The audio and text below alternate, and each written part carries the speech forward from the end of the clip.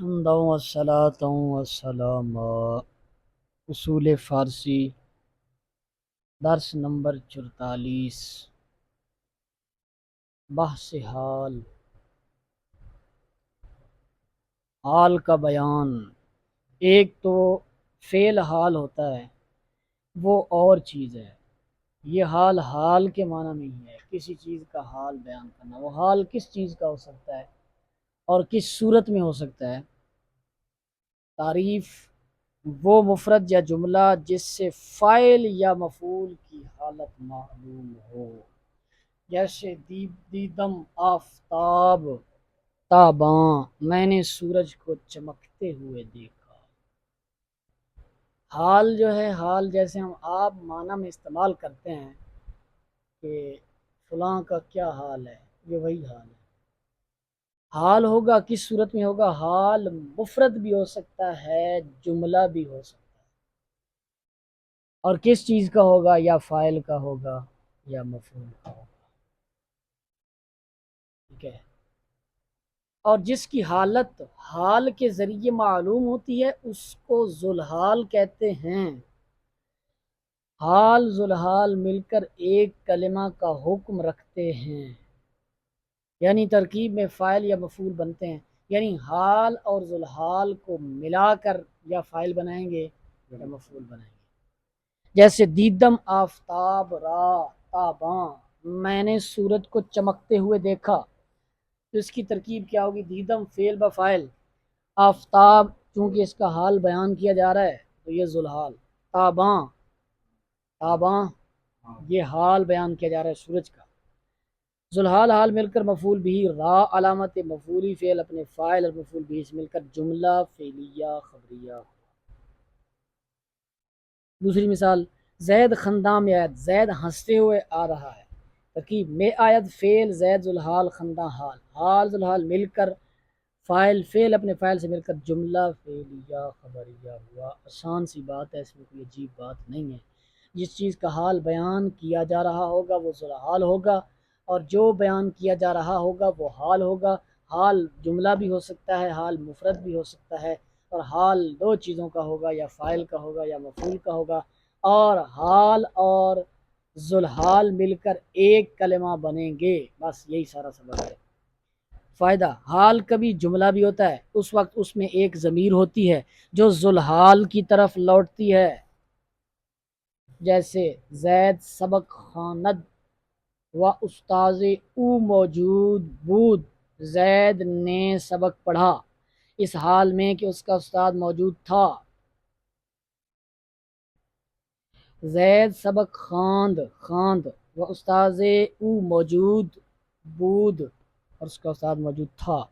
ترکیب: خواند فعل، زید ذوالحال، سبق مفعول بھی، واو حالیہ۔ اب دیکھو یہ جملہ آ رہا ہے، جب جملہ آئے گا تو ایک اور بات یاد رکھیں، اس سے پہلے ایک واو آئے گی جس کو کہیں گے واو حالیہ۔ کیا جی؟ واو حالیہ کہیں گے جس کو۔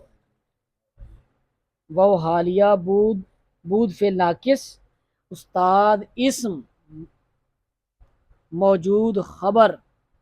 آپ نے پڑھا ہے فعل ناقص کے لیے فاعل مفعول نہیں ہوتا بھائی، فعل ناقص کے لیے اسم اور خبر ہوتی ہے۔ فاعل کی جگہ پر اسم اور مفعول کی جگہ پر خبر۔ تو فعل ناقص اپنے اسم اور خبر سے مل کر جملہ فعلیہ ناقصہ ہوا۔ فعل ناقص کے ساتھ جو جملہ بنے گا وہ ناقصہ ہوگا، ہو کر حال۔ اب یہ سارا جملہ حال بن رہا ہے۔ زید ذوالحال، زید کا یہ سارا جملہ حال ہے۔ دیکھو ترجمے سے بھی آپ کو سمجھ آ رہی ہے، زید نے سبق پڑھا کس حال میں؟ اس حال میں کہ اس کا استاد موجود تھا، اس کا استاد موجود تھا۔ یہ سارا حال ہے، کس کے لیے؟ زید کے لیے۔ حال ذوالحال مل کر فاعل ہوا، خواند کا فعل فاعل مفعول بھی مل کر جملہ فعلیہ خبریہ ہوا۔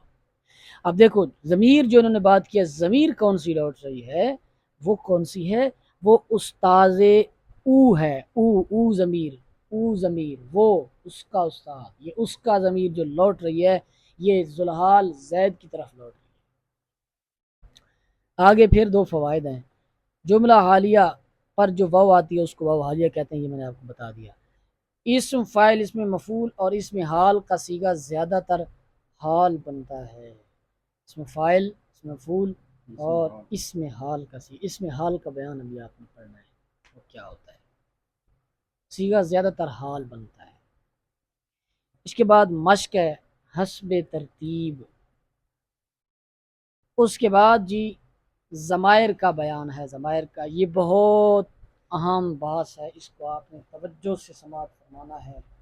اپنے اپنے گوش ہائے مبارکہ کو جو ہے نا وہ کھول کر کہ ضمیر کی تعریف آپ پڑھ چکے ہیں. ضمیر کی تعریف پڑھ چکے ہیں. کیا تعریف ہوتی ہے جی؟ وہ اسم جو غائب یا حاضر یا متکلم کے لیے بنایا گیا ہو.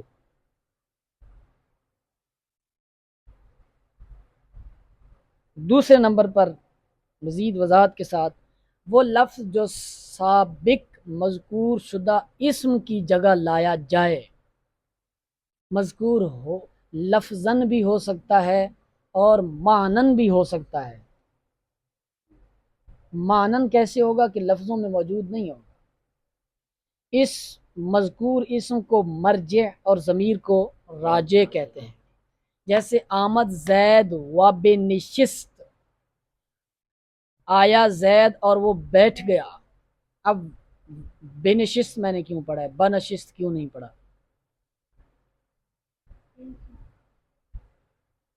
آصف بے نشست کیوں پڑھا ہے میں نے، بنشست کیوں نہیں پڑھا، بنشست کیوں نہیں پڑھا؟ بھول گئے ہو ہیں؟ کیونکہ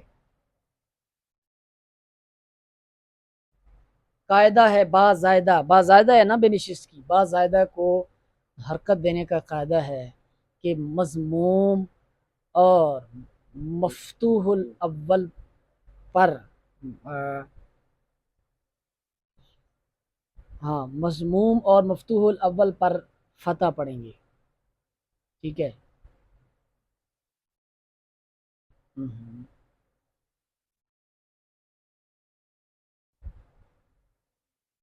مضموم اور مفتوح اور مکسور پر جو ہے نا وہ کسرہ پڑیں گے، اور ضمہ کی صورت میں جو ہے وہ فتح پڑیں گے. امر کی با زائدہ میں آپ نے اسی طرح پڑھا تھا، اسی لیے یہ وہاں نشست ہے یہاں پر، تو اسی وجہ سے ہم با پر جو ہے وہ کسرہ پڑھ رہے ہیں. اسی طرح کریمہ بے بخشائے برحال ما، با پر اب ضمہ فتح آ رہا ہے بخشا، اب با زائدہ جو آ رہی ہے اس پر زیر پڑ رہا ہے بے بخشائے برحال. اب نشست فعل کے اندر او ضمیر پوشیدہ فاعل ہے جو زید کی طرف لوٹ رہی ہے. ٹھیک ہے. فائدہ ضمیر کو راجع لوٹنے والی کہتے ہیں، اور ضمیر سے جو مراد ہوتا ہے اس کو مرجع جس کی طرف ضمیر لوٹتی ہے کہتے ہیں. اس بات کی سمجھ آ گئی آپ کو؟ انہوں نے صرف اتنی سی بات کی ہے ساری بات میں کہ ضمیر کیا ہوتی ہے.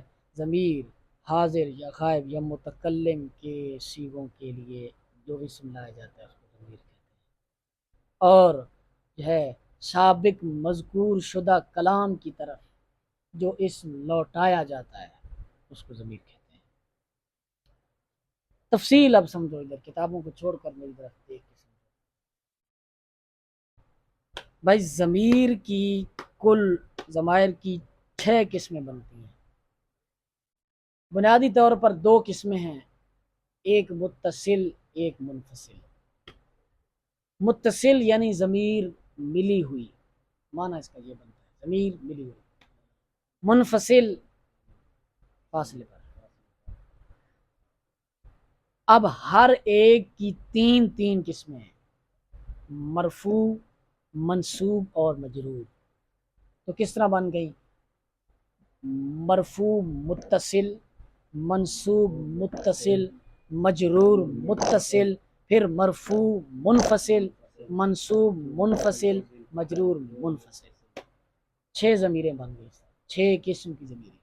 اب اس میں سے ہر ایک کے جیسے فارسی میں ہوتا ہے 6 سیغے ہیں، ہر ایک کے 6 سیغے ہیں، دو غائب کے، دو حاضر کے، دو مخاطب کے، متکلم کے، ٹھیک ہے۔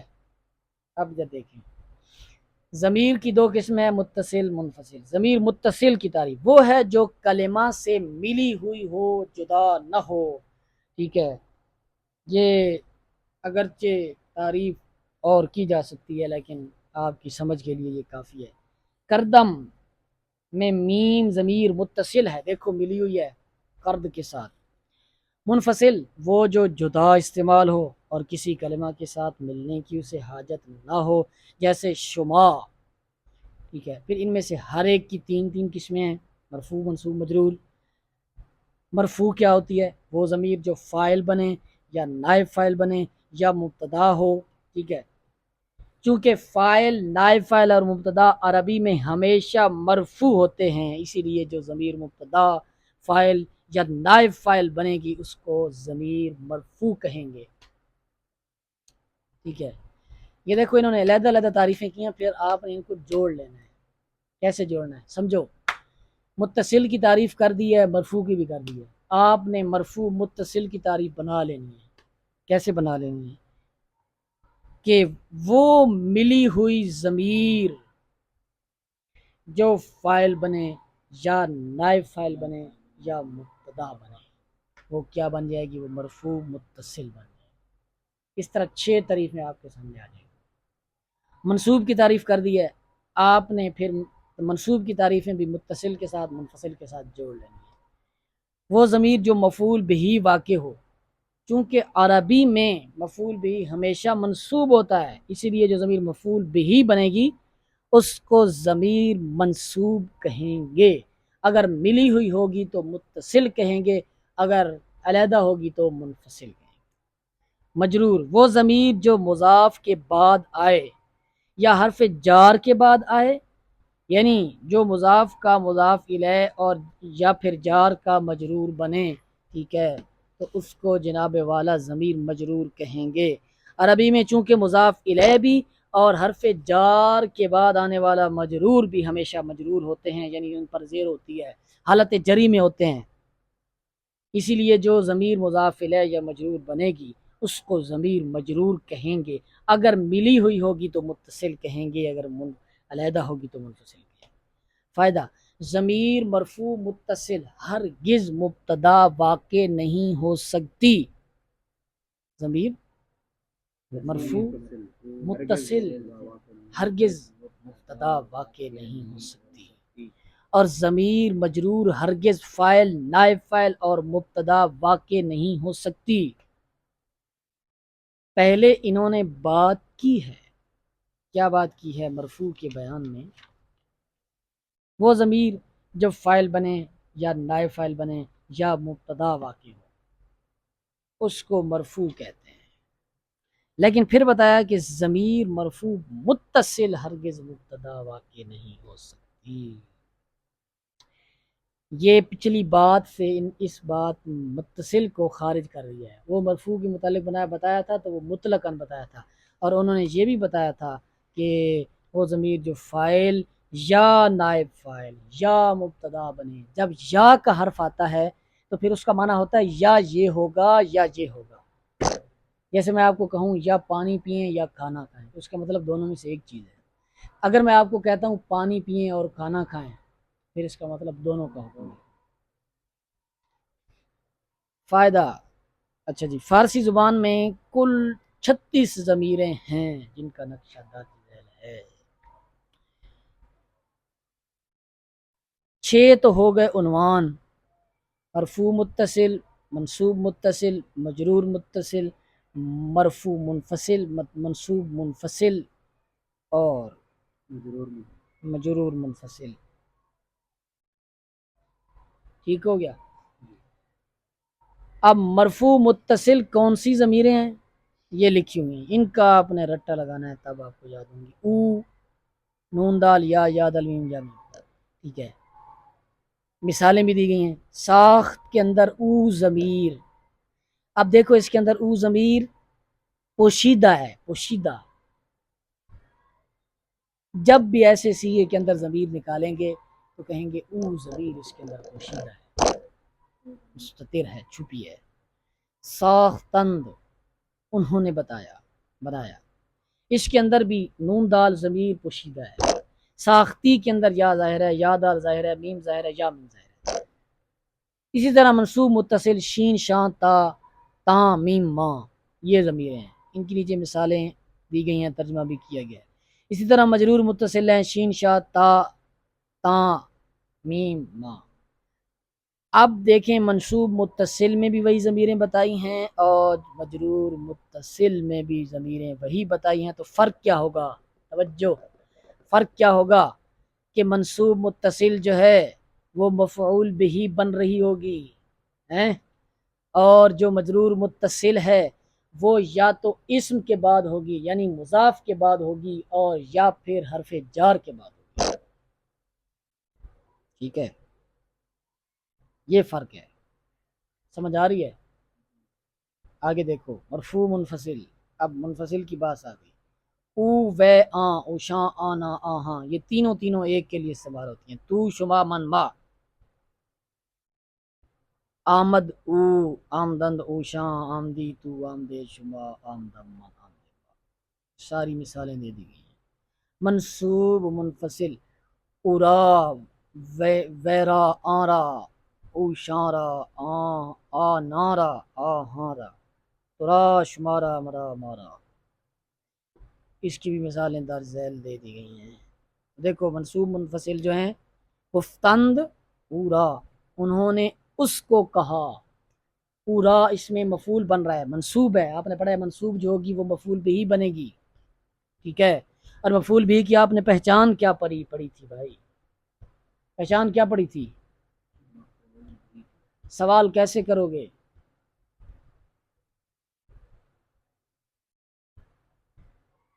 کس کو،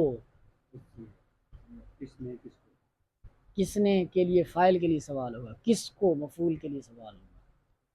انہوں نے کس کو کہا، اس کو کہا، پورا، یہ مفعول بھی بن رہا ہے۔ آگے جی آخری ضمیر ہے مجرور منفصل، او وے آ اوشا آنا آہا تو شما من با، یہ بھی وہی ضمیریں ہیں جو مرفوع منفصل میں بیان کی، لیکن پھر یہاں فرق وہی ہے کہ وہاں جو بیان ہوئی تھی ضمیریں وہ کیا تھی، وہ فاعل بن رہی تھی یا نائب فاعل بن رہی تھی یا مبتدا بن رہی تھی، لیکن جہاں جو یہ ضمیریں ہیں یہ مجرور بن رہی ہیں یا یہ اسم کے بعد آ رہی ہیں یا یہ حرف جار کے بعد آ رہی ہیں، ان ضمیروں پر آپ کو مہارت تامہ ہونی چاہیے، مہارت کاملہ ہونی چاہیے، وگرنہ آپ عربی فارسی میں ہر جگہ پھنس جائیں گے۔ بہت عام سبق ہے، اگلے فوائد اس کی پھر پڑھائے جائیں گے۔ ہاں